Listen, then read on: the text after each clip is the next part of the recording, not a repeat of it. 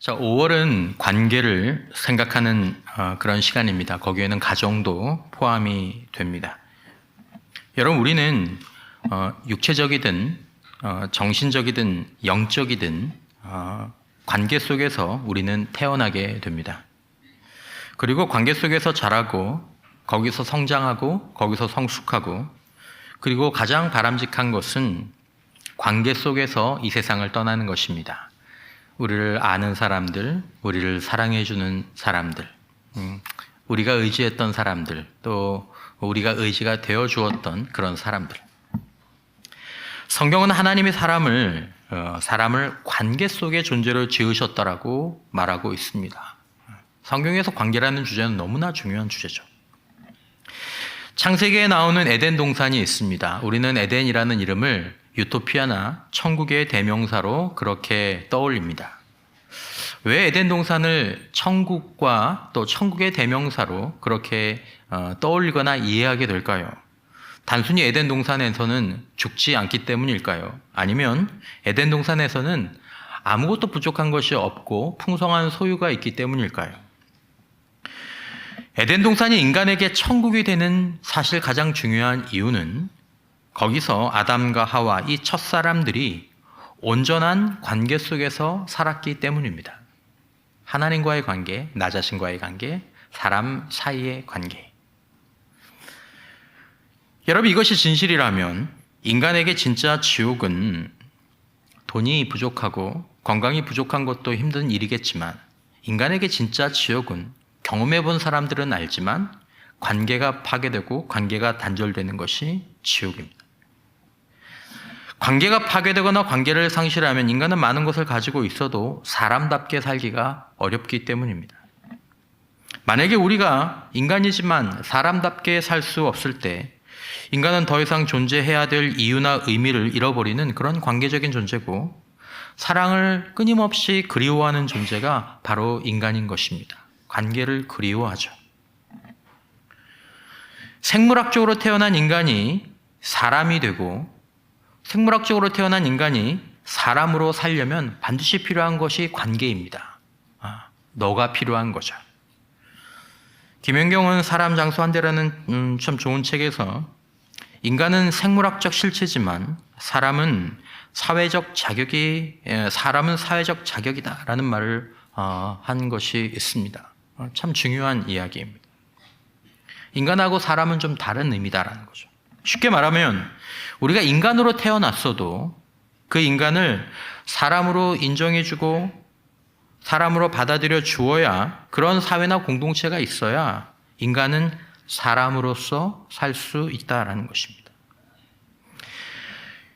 여러분, 오늘 본문에 나오는 영접, 또 다른 본문의 대접, 그리고 조금 더 넓은 의미로 환대는 그냥 좋은 일에 그치는 것이 아니라, 그런 것들은 인간이 사람이 되도록, 나는 사람이구나, 스스로 자신을 받아들이고 용기를 내고 희망을 가지고 살아갈 수 있도록 하는 고귀한 태도입니다. 먼저 예수님의 말씀을 봅니다. 40절에 보면 너희를 영접하는 자는 나를 영접하는 것이요 나를 영접하는 자는 나를 보내신 이를 영접하는 것이라. 영접의 고리가 나오죠. 자, 예수님은 예수님의 제자들, 그리고 작은 자들을 영접하는 것을 두고 예수님을 영접하는 것이며, 또 예수님을 영접하는 것은 하나님을 영접하는 것이라고 말씀하셨습니다. 여러분들이 좋은 교회를, 이 교회 참 좋다, 그리고 뭔가 다른 것이 느껴지는 그런 교회들을 가면 그 교회들 가운데서 공통적으로 빠지지 않고 느껴지는 것 중에 하나가 뭐냐 하면 사람들이 참 잘 대접한다라는 겁니다. 영접한다라는 것입니다. 환대의 분위기가 풍성하다라는 것입니다. 잘 섬기고 잘 나눈다라는 것입니다. 어디나. 예수님은 이 본문에 더해서, 거기에 더해서 영접하는 자들에게 상을 약속하셨습니다. 사람을 향해서, 작은 자를 향해서, 또 나와 다른 자를 영접하는 것은 예수님을 영접하는 것이고 예수님 안에서 하나님을 영접하는 것입니다. 그러니까 그런 개인과 그런 공동체 가운데 예수의 영과 하나님의 영이 거하는 것이 그렇게 이상한 일은 아닐 것입니다. 여러분, 성경은 눈에 보이는 사람, 특히 예수의 사람들, 그리고 작은 자들, 다른 자들에 대한 태도가 사람에 대한 태도로 끝나는 것이 아니라 예수에 대한 태도이고, 그 예수에 대한 태도가 하나님에 대한 태도라는 입장을 굉장히 강하게 유지합니다. 그러니까 성경은 우리가 사람을 대하는 것을 사람을 대하는 것이다라고 말하지 않습니다. 당신은 지금 하나님을 대하는 것입니다. 당신은 예수를 대하는 것입니다. 이런 입장을 우리들에게 보여주고 있다는 것이죠. 물론 사람을 사랑하는 것으로 하나님을 사랑하는 것을 대신할 수는 없습니다. 이건 그렇게 돌려주진 않습니다. 하나님, 전 사람을 사랑했으니까 하나님 사랑한 거예요. 그렇게 되지는 않죠. 그러나 사람을 환대하지 않고 하나님을 환대할 수 없다라는 것이 영적인 사실입니다. 전 사람은 무시하지만 전 하나님은 환대해요. 그렇게는 안 된다라는 거죠. 만약에 우리가 종교 생활하는 것을 가지고 이게 하나님을 사랑하는 거야 라고 스스로 착각하지만 않는다면 사람을 미워하면서 하나님을 사랑하는 것이 실제로 해보면 되지 않는 거죠. 나는 어제도 오늘도 사람을 소외시키고 있는데 하나님의 사랑은 내 안에 풍성하게 거하셔. 이게 느껴질 수 없다라는 것입니다. 그런 일은 되지 않는다라는 거죠. 사도들도 교회들을 향해서 강조합니다. 히브리서 13장 2절에 손님 대접하기를 잊지 말라. 이로써 부지 중에 천사들을 대접한 이들이 있었느니라. 객. 여기서 말하는 손님은 우리 집에 찾아온 손님이 아닙니다. 객, 나와 상관이 없는 또 다른 사람들, 낯선 사람들, 그들을 환대하는 거죠. 그런 것을 잊지 말라. 이로써 부지 중에 천사들을 대접한 사람들이 있다. 이건 창세기 18장 말씀을 사실은 염두에 두는 것입니다. 창세기 18장 1절에서 4절 말씀에 보면 여호와께서 마므레의 상수리 나무들이 있는 곳에서 아브라함에게 나타나시니라. 아브라함에게 나타나셨다라고 얘기를 하죠. 그러면서 날이 뜨거울 때 그가 장막문에 앉아 있다가 아브라함의 장막문에 이렇게 더워서 막 이러고 앉아 있는데 저기서 사람 셋이 맞은편에 서 있는 것입니다. 그들을 보자 곧 장막문에서 달려나가 영접하여 몸을 땅에 굽혀 이르되 내 주여 내가 주께 은혜를 입어 싸우면 원하건대 종을 떠나 지나가지 마시옵고 물을 조금 가져오게 하사 당신들의 발을 씻으시고 나무 아래에서 쉬소서. 다 읽진 않았지만 18장에 보면 이후로 아브라함이 뛰어다닙니다. 사례에게 빨리 몇 번을 강조하면서. 같이 보이는 그림은 15세기 러시아의 화가 루블레프의 삼일체라는 작품입니다. 유명한 작품입니다. 창세기 18장에 나오는 아브라함에게 나타난 세 사람을 모티브로 그렸지만 이 제목이 삼위일체이기는 하지만 이 그림이 삼위일체 하나님을 직접 보여주는 그런 의미는 아닙니다. 그런 의미는 아니고 이 작품의 유명한 이유는 삼위 하나님이 서로를 향한 환대를 생각하도록 우리의 생각을 이끌기 때문입니다. 가만히 들여보면 우리 정서에 좀 안 맞고 낯설 수 있지만 가만히 오랫동안 들여다보면 뭔가 이 세 분 가운데 있는 그 환대, 시선, 관심 이런 것들이 우리의 마음의 문을 두드리는 거죠. 세 분이 나란히 둘러앉아 서로를 바라보고 계시죠. 서로를 향해서 살짝 기울여진 고개는 관심과 사랑을 드러냅니다. 하나님은 사랑으로 서로를 맞아들이고 함께 하시는 분이라는 것이죠. 그의 삼위일체의 가장 중요한 특징 가운데 하나입니다. 그리고 그것은 우리도 하나님의 그 사랑 안에서 다른 사람들을 맞이하고 환대하며 살아가도록 부름을 받았다라는 요한복음의 말씀을 떠올리게 합니다. 자, 그러므로 환대는 하나님의 태도입니다. 환대는 그냥 착하게 사는 것이 아니라 내 안에 계신 하나님이 드러나는 방식입니다. 예수의 사람들, 객들, 작은 자들, 나와 이해관계가 없는 사람들, 나와 다른 자들을 향한 우리의 시선, 우리의 표정, 또 우리의 고개가 어떻게 그려지고 또 표현될 수 있을까요? 하지만 만약에 우리가 그 반대의 모습, 즉 그 사람들을 소외시키는 삶을 살아간다면 그것은 단순히 바람직하지 않은 것에 그치지 않습니다. 그러면 안 돼. 그런 거 별로 안 좋은 거야. 라는 정도로 그치는 것이 아니죠. 환대가 천국의 삶이었다면 소외는 지옥의 삶이고, 환대가 하나님의 특징이었다면 소외는 마귀의 모습을 묘사하는 것입니다. 환대나 소외는 인간이 사람으로 살도록 하거나 아니면 사람으로 살던 사람을 사람으로 살지 못하게 하거나 환대나 소외는 신자가 하나님 안에 거하게 하거나 아니면 신자가 마귀적인 삶을 살게 하는 것이죠. 환대와 소외는 천국을 재현하거나 지옥을 가져오는 선택이 되는 것입니다. 중요한 문제죠. 아시는 것처럼 오늘날 고독과 소외라는 이 심각한 사회적인 현상과 문제가 아주 크게 드러나고 있습니다. 육체적인 인간이 되는 데는 문제가 없습니다. 더 키도 크고 더 건강하고 더 좋은 옷을 입습니다. 내가 육체적인 인간이 되는 데는 다른 사람이 필요 없습니다. 너가 필요 없습니다. 그러나 우리 자신이 난 사람이구나. 난 존재할 필요가 있고 그럴 가치가 있는 그런 인간이고 사람다운 사람이다라는 그런 생각을 가지고 살 수 있으려면 반드시 너가 필요합니다. 다른 사람이 필요하다라는 거죠. 환대의 사람이 필요합니다. 그러나 인간의 타락은 환대의 품이 아닌 소외의 폭력으로 가장 가까운 사람의 정체성까지 부숴놓는 경우가 있습니다. 가족, 배우자, 부모, 자녀.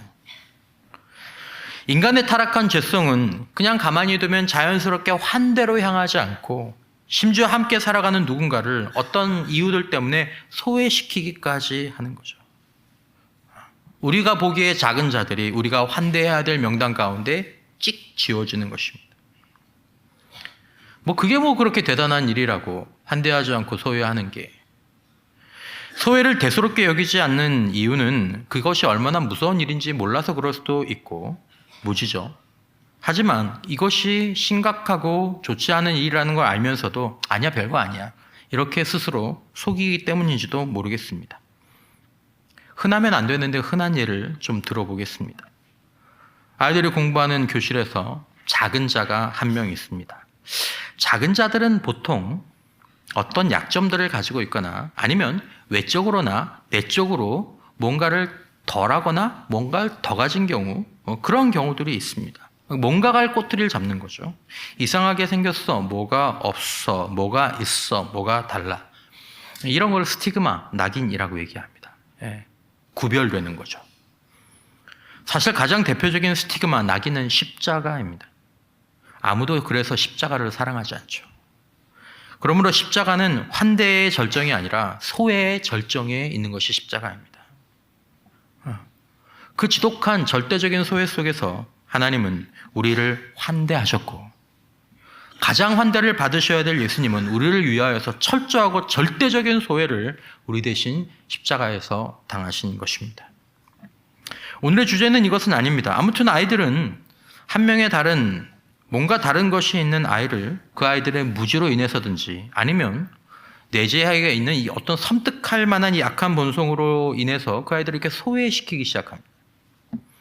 소외시키는 방법을 어디 학원에서 배운 것도 아니에요. 소외 전문 학원이 있는 것도 아닌데 아이들은 소외시킬 방법을 찾아내고 그리고 빠른 속도로 그 방법들을 발전시키는 것을 봅니다. 소외의 방법은 아이나 어른이나 비슷합니다. 엄연히 지금 여기 존재하는데 마치 존재하지 않는 사람처럼 취급하는 거죠. 투명인간? 눈에 보이는데 보이지 않는 사람처럼 대하는 것입니다. 하나님의 사랑, 헌신, 하나님의 생명, 부모의 수고와 눈물로 고귀하게 지어졌음에도 불구하고 마치 벌레 보듯 때로 배설물을 대하듯 합니다. 여기 있는데 보지도 않고 부르지도 않습니다. 그리고 불러도 대답해 주지도 않죠. 침묵과 무시의 모욕, 언어의 폭력, 그리고 때로는 행위의 폭력으로 우리는 자신을 사람이라고 여기는 한 인간의 생각을 서서히 해체시키기 시작합니다. 넌 사람이 아니야. 넌 사람이 아니야. 학교에서, 회사나 직장에서, 때로는 가정에서, 어떤 경우는 교회에서도 이런 소외가 행해집니다. 소외는 그러면 안 되는 거죠. 도덕적인 범죄입니다. 그리고 소외는 무엇보다도 영적인 범죄이고, 또 소외는 심해지면 사회적인 범죄로 발전할 수도 있죠. 여러분, 만일 저와 여러분들이 누군가에 대해서 어떤 이유로 그를 만약에 소외시킨다면 우리는 그 무관심, 시선을 두지 않음, 또 우리의 무시, 부르지도 않고 불러도 대답도 하지 않고 조롱하고 하는 그런 메시지들을 통해서 다음처럼 외치는 것입니다. 넌 사람이 아니야. 넌 사람으로 존재할 가치가 없어. 넌 여기에 어울리는 사람이 아니야. 우리가 비록 그런 의도가 없었다고 하더라도 우리가 시선의 소외, 무시와 침묵의 소외, 조롱과 배려 없음의 소외를 만약에 우리가 그렇게 경험하면, 우리가 어떤 공동체에 갔는데 우리가 여기 있는데 나에게 시선을 두지 않고 내 이름을 부르지도 않고 내가 저기요 라고 얘기하는데 들은 채도 하지 않고 우리에게 욕을 하고 때로는 우리에게 행위의 폭력들을 가한다면 우리 내면의 가장 귀한 무언가가 무너지는 것을 경험하게 될 것입니다. 존재가 무너지는 경험. 사춘기 청소년뿐만 아니라 성인이 되어서 집단 생활을, 직장 생활을 할 때 소위 그 속에서 말하는 왕따, 집단적인 따돌림.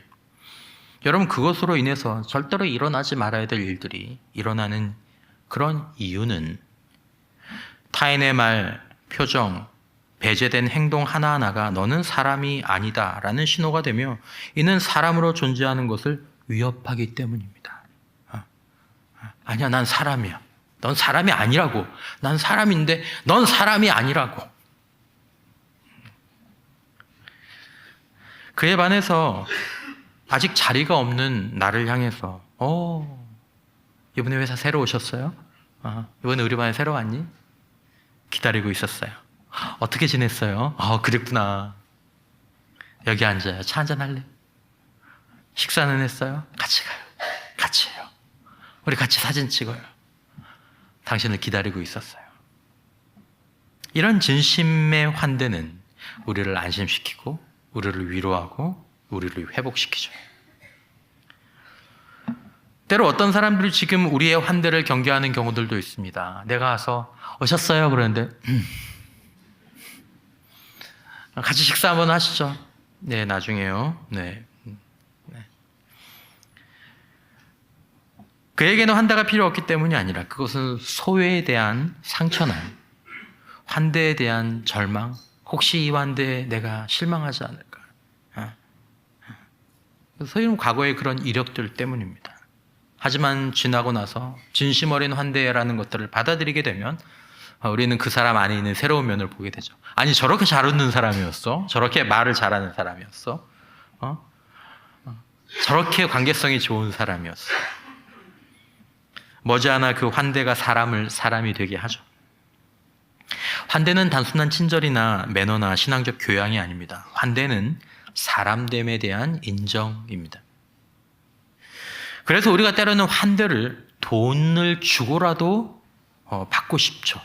돈을 주고라도 환대를 받으려고 하죠. 야, 그 식당 음식은 별론데 서비스가 좋아. 어서 오십시오. 공손하게 앉아서 어떻게 할까요? 그러세요? 손님. 나를 알아보고 다가와서 물어주고 주의 있게 내 말을 들어주며 내가 있을 자리를 마련해주고 나와 함께 차와 음식을 나누는 이것들. 그래서 때로 사람들은 환대를 찾아서 술집을 찾기도 하죠. 그 환대가 우리에게 나는 사람이구나. 사람이고 싶으니까. 나는 사람인 것 같은데. 그것들을 확인시켜 주기 때문입니다. 소외는 정반대의 얘기죠. 언급한 책 속에 사람은 타인의 눈 속에 현존한다라는 표현이 있었습니다. 사람은 타인의 눈 속에 현존한다. 여러분, 우리 역시 타인의 눈 속에 거기에 있습니다. 만약에 우리를 보는 타인의 눈이 거부와 거절의 눈이 될 때 우리 역시 그 눈을 보면서 우리가 소외시킨 사람들과 마찬가지로 존재 자체가 흔들리는 경험을 하게 되는 거죠. 그 눈빛에, 그 말에, 그 표정에 말을 걸지 않는 것, 누군가 말을 했는데 거기에 응답하지 않는 것, 그것이야말로 가장 강력한 모욕이다라는 말도 인상적이었습니다. 때로 가정에서 자기가 하고 싶은 말만, 자기가 하고 싶은 때, 자기 방식대로 하고 사는 것은 배우자와 자녀들을 모욕하는 것입니다. 그리고 그 모욕은 그의 사람됨을 부정하는 것이죠. 그건 성격이 나쁜 정도에 해당하는 것이 아닙니다. 사랑하는 가족의 내면을 흔드는 것이고, 아내와 남편과 자녀들의 이 사람다움을 부정하는 태도입니다. 그런 것들을 한 번씩 당할 때마다 내면은 요동치죠. 그것이 몰랐던 고이든 사실은 그렇습니다. 그런 태도는 예수의 제자와 신자의 태도와 삶일 수가 없습니다. 난 예수의 제자인데, 내가 신자인데, 그렇게 얘기할 수 없다라는 것이죠. 그것은 사람이 사람을 대하는 태도가 아닌 거죠. 신자는 두 번째 치고 인간이 해서는 안 되는 태도죠. 그러므로 여러분, 우리는 먼저 가정에서 우리의 소외의 시선, 그런 말, 소외의 행동을 환대로 변화시켜야 될 줄 믿습니다. 꼭 필요한 일입니다. 환대는 친절이 아닙니다. 환대는 존재를 인정해 주는 것입니다. 우리가 보내는 시선, 우리의 보내는 말, 우리의 작은 배려, 작아 보이지만 이건 그의 존재를 인정해 주는 행위입니다. 시선으로 말로 그의 자리를 마련하고 그를 기뻐하는 것이죠. 여보 고마워요. 여보 수고 많았어요. 오늘은 음식이 맛있네요. 우리를 위해서 고생해 주셔서 고마워요. 하루 별일 없었어요? 환대입니다. 배우자가 여보 할 말이 좀 있는데, 아이들이 아빠 저기요 운을 뗄 때 여보 무슨 얘긴데? 그래 아들. 몸을 돌리고 의자를 돌려 앉는 것이 환대입니다. 그것이 예수의 제자와 신자가 갖추라고 말씀하시는 기본적인 예의고 태도이죠. 사람이 된 인간의 모습인 거죠. 그런 사람을 인간이 아니라 사람 되었다라고 얘기하는 거예요. 그것이 없는 사람은 인간이긴 하지만 아직 사람이 안 된 거죠. 여러분, 우리는 우리 자신과 가정을 위해서 환대에 대한 예수님의 명령에 순종해야 합니다. 영접하라, 환대하라. 여러분, 우리는 우리의 시선이나 말과 우리의 태도에서 우리 식구들이 자신이 사람이라는 사실을 다시 한번 위로받으면서 확인할 수 있을까요? 아빠와 엄마의 반응에서, 시선에서, 말에서, 행동에서 나는 귀한 사람이구나, 나는 존재해야 될 사람이구나, 나는 가치 있는 존재이구나 확인할 수 있을까요? 우리는 그리고 더 나아가야 합니다. 우리의 생활하는 가정 외의 장소들, 우리의 학교, 직장, 또 교회에서 우리의 시선, 우리의 말, 우리의 행동, 우리의 공간, 거기서 환대의 시선과 언어와 그런 배려를 다짐하고 돌아볼 필요가 있다라는 것입니다. 우리는 십자가에서 우리를 환대하신 하나님을 알기 때문에 서로를 환대하시는 삼위 하나님의 존재를 깨달으면 깨달을수록 우리 안에서 환대에 대한 필요성들이 나오는 것을 보게 될 것입니다. 여러분, 우리는 어떤 사람일까요? 저를 비롯한 대부분의 사람들은 자신이 누군가를 소외시키는 사람이라고 생각하지 않을 것입니다. 나는 그래도 환대하는 사람이야. 그러나 여러분, 우리는 작은 자들, 소위 스티그마가 있는 사람들을 소외시키는 위험한 경향을 가지고 있다는 것을 좀 알고 지낼 필요는 있습니다. 나는 환대의 사람이지만 내가 사람을 소외시킬 수 있는 경향을 가지고 있어.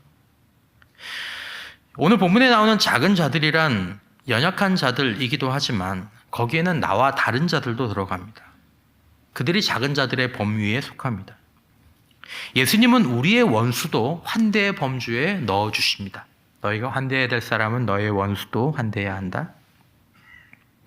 여러분, 우리는 우리 가족이나 친한 사람들, 오래전부터 직장에서 또 교회에서 알고 있던 사람들에게 환대할 수 있습니다. 그러나 여러분, 왕따를 시키는 아이들도, 직장에서 따돌림을 행하는 그런 사람들도 자기들끼리는 아주 높은 수준의 환대를 실현합니다. 사랑의 시선을 나누고, 안부를 묻고, 말하면 귀 기울여 들여주고, 식사 때 기다려주고, 차 마실 때 데리고 가고, 함께 사진을 찍죠.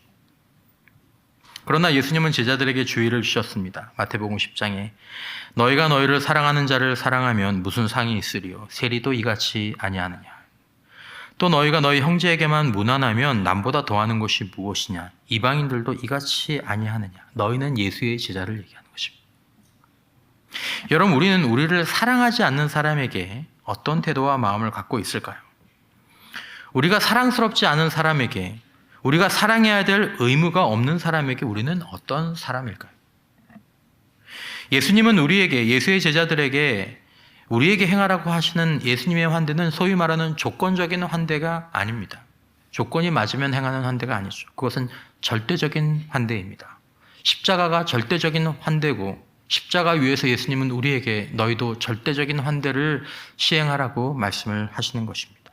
그가 누구든 내게 어떻게 보이든지 그 객 같은, 손님 같은 사람을 시선을 보내고 눈을 맞추고 말의 환대, 말을 건네고 인사하고 물어봐주고 귀를 기울이라는 것입니다.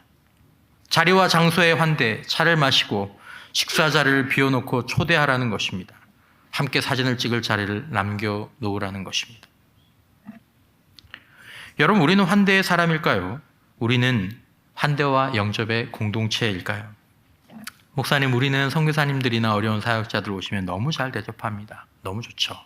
귀합니다. 어려운 사람들 자주 섬기고 좋은 일도 많이 합니다. 너무 감사한 일입니다. 그래야 하고 또 더 해야 하죠. 그런데 지금 우리가 돌아보아야 할 것은 우리의 보다 좀 일상에서 또 우리 공동체 가운데 누군가 우리의 공동체에 왔을 때, 그가 우리와 함께 생활하게 될 때, 내가 직장인데 우리 직장에 누가 이직을 해서 왔어요. 또 우리 공동체, 교회 공동체에 누가 새로운 사람이 왔어요.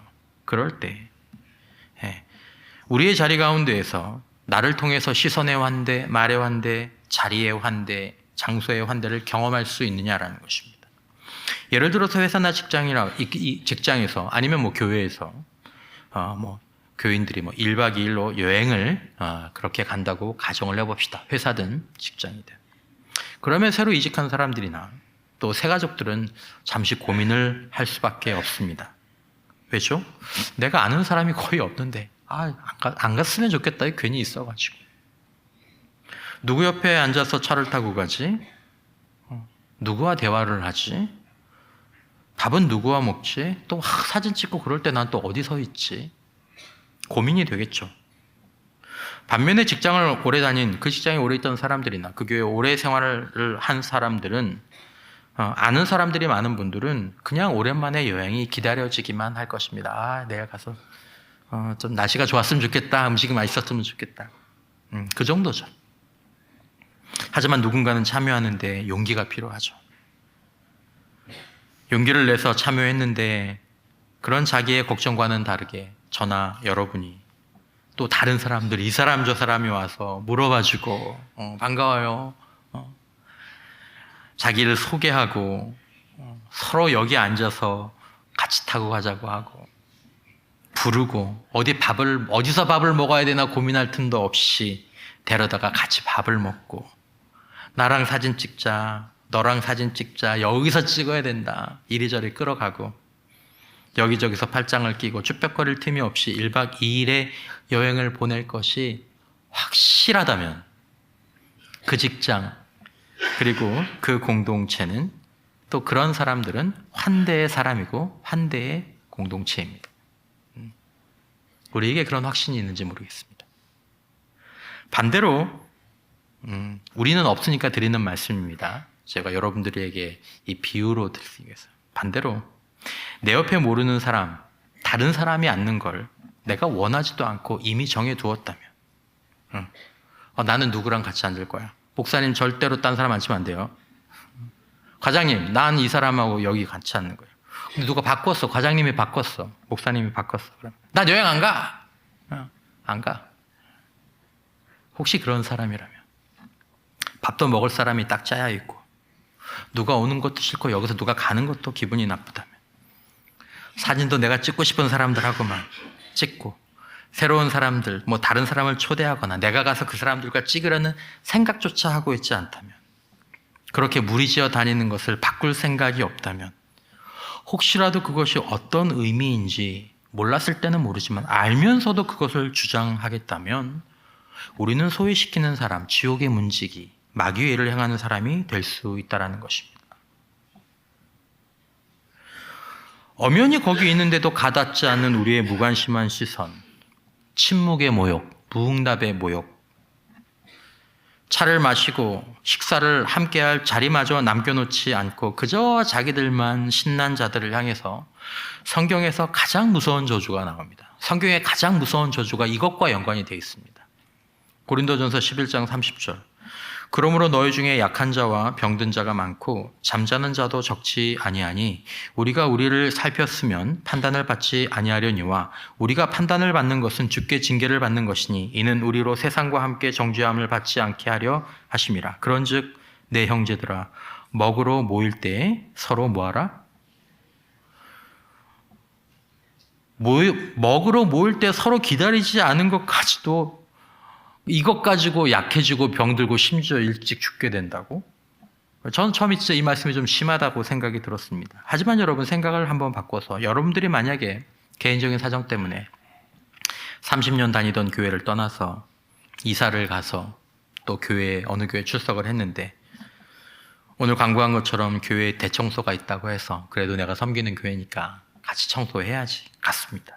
나 열심히 쓸고 닦는데 누구 하나 와서 말도 안 건네고 인사도 안 하고 그래도 뭐 그렇지 뭐 아직 내가 잘 모르니까 이제 마치고 점심을 먹는다는데 자기들이 먼저 식당에 앉아서 하하호호 하면서 김집사님 김밥도 먹어, 권사님 사발면 같이 먹어야 목이 안 메이지, 커피 마셔 그러면서 나한테는 누구 하나 와서 앉아라 먹으라고 말하는 사람이 하나 없다면, 앉았는데 고린도전서 상황 그런 거죠. 이제 먹으러 앉았는데 다 먹었는데, 그 상황이거든요. 다 먹었는데 우리가. 그것이 무지한 것이든 무관심한 것이든 여러분들과 저에게는 이렇게 들릴 것입니다. 당신은 우리 교인이 아닙니다. 우리는 당신이 없어도 상관이 없습니다. 아니 눈치 없이 나오지 말고 그냥 좀 떠나주세요. 그런즉 내 형제들아 먹으러 모일 때 서로 기다리라. 내 형제들아 차 마시러 갈 때 서로 기다리라. 내 형제들아 차를 타러 갈 때, 화장실 갈 때 서로 기다리라. 내 형제들아 자매들아 사진 찍을 때 서로 기다리라. 외롭게 하지 말고 소외시키지 말고 작은 자가, 다른 자가 나라면 어떨까? 그들도 20년, 30년 섬긴 교회가 있었던 사람들이고 그들도 10년, 20년 먼저 다니던 직장이 있던 사람들입니다. 너희도 작은 자, 너희도 다른 자가 될 수 있다. 여러분, 우리가 교회를 사랑한다면, 우리가 예수를 사랑하고 하나님을 사랑한다면 성령께서 작은 자들, 다른 자들, 나의 마음에 들지 않는 자들, 나에게 유익이 되지 않는 자들, 때로 나에게 손해를 끼칠 것 같아 보이는 그런 사람을 보내실지라도 내가 환대하는 자가 되리라. 내가 환대하는 자가 되게 하소서 기도하고 결단하는 우리가 될 수 있기를 바랍니다. 예수님이 잡히시기 전날 밤 식사 마치시고 발을 닦아주시면서 보이신 것이 바로 환대입니다. 마태복음의 제2의 십계명이라고 불리는 예수님의 산상설교가 나옵니다. 마태복음 5장에서 7장까지. 산 위에서 주신 보배로운 교훈이라고 해서 예전에는 산상보훈이라고 얘기했죠. 마태복음 5장에서 7장의 결론부가 대접입니다. 결론이 대접입니다. 7장 12절 그러므로, 이 그러므로를 어디까지 올려보내야 되는지 모르겠지만 그러므로 다 얘기했어. 그러므로 무엇이든지 남에게 대접을 받고자 하는 대로. 내가 아직 대접받은 게 아닙니다. 환대를 받은 게 아닙니다. 하지만 환대를 받고 싶어요. 그런 대로 너희도 남을 대접하라. 환대하라. 이것이 율법이요 선지자니라. 성경 다다라는 얘기입니다. 그러니까 환대의 정신을 잃어버리면 성경을 다 버린 것과 같다라는 말씀이죠. 여러분, 우리는 우리를 환대하는 사람에게만 환대하라고 명령을 받지 않았습니다. 우리는 먼저 환대의 정신을 가지고 소외시키는 세상 속에서 살아가라고 명령을 받았습니다. 소외가 가정에서도 학교에서도 직장에서도 심지어 교회에서도 일어나고 있기 때문이죠. 여러분, 믿지 않는 사람들도 이 마태복음 7장 12절을 인간관계의 황금률이라고 이야기합니다. 그들이 관찰해 보니 환대의 사람이 결국 행복하고 복된 인생을 살더라는 것입니다. 여러분과 제가 환대의 시선, 환대의 말, 환대의 삶을 살아가기를 원하는 줄 믿습니다. 가장 먼저는 가정에서, 그리고 우리의 학교, 우리의 직장, 사업장, 그리고 우리 교회에서 어디선가 당한 소외 때문에 마음을 다치고 조심스럽게 우리의 눈을 들여다보는 누군가에게, 조심스럽게 우리의 입을 쳐다보고 있는 그들에게, 나도 먹을 자리가 한 자리 정도는 있는지 살펴보는 그 사람들에게, 당신은 사람이고, 당신은 예수의 사랑받는 사람이고, 당신은 우리의 형제고, 당신은 우리의 자매임을 확신시켜 줄 수 있는 저와 여러분들이 되시기를 주님의 이름으로 축원합니다.